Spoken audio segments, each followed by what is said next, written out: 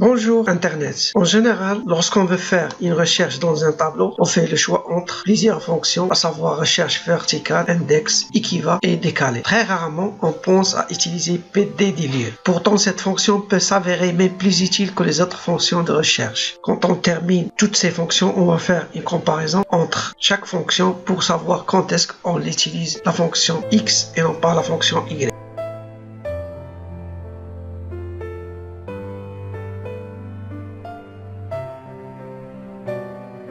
La fonction pd_delete retourne une valeur située dans une colonne spécifiée et répondant à un certain nombre de critères. À noter que si plusieurs entrées répondent aux critères, la fonction renvoie l'erreur nombre. De plus, s'il n'y a aucune entrée qui répond aux critères, l'erreur valeur est envoyée. Je vous ai préparé ici un petit tableau pour voir un exemple de la fonction pd_delete, à savoir que ça va vous servir si par exemple vous avez un tableau qui contient des centaines de données. Donc vous êtes amené à savoir pour un mois X, pour un client Y, combien il a effectué d'achat. Donc je vous ai préparé ici un petit tableau avec pour un mois, j'ai fait ici des achats pour 2 clients. On va voir pourquoi. Tout d'abord, on copie ici la ligne contenant le mois, le nom de client et les achats comme elle est. Puis maintenant, on clique sur la cellule qui est au-dessous du mois. On fait validation des données, on met autorisé, on choisit liste et dans la source on sélectionne le mois, on met OK.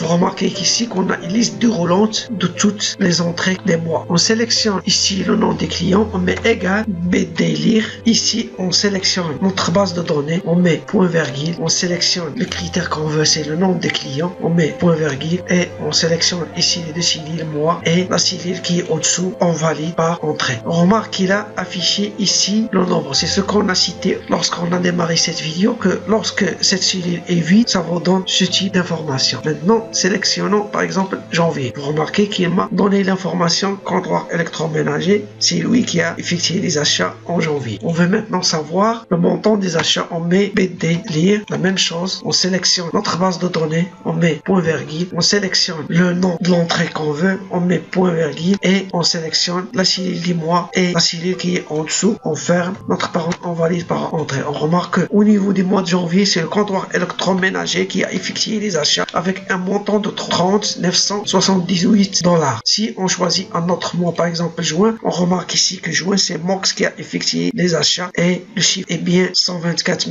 964. Maintenant, retournons au mois d'avril. Mois d'avril où il y a une double entrée qui a la même valeur mois d'avril. Vous remarquez que la formule vous renvoie l'erreur nombre.